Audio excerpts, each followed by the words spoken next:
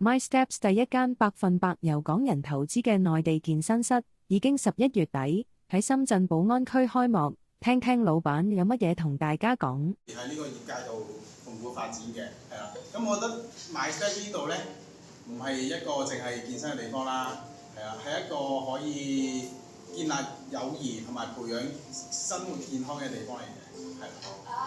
咁就我哋嘅團隊啦，會致力為大家提供優質嘅服務同埋設施。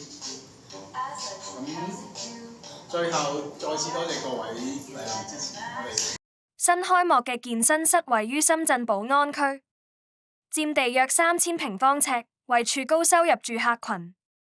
健身室由簽約、選址、裝修、買器材到開幕，全程都由 MySteps 專責同事籌劃，投資者根本不用操心。整個過程都只係用咗個半月就開幕啦，而投資額亦只需150萬元人民幣以下，投資風險相當低。有興趣加盟內地 MySteps 開設屬於你自己嘅健身室，請即聯絡香港專責人陳吞先生或夏小姐啦。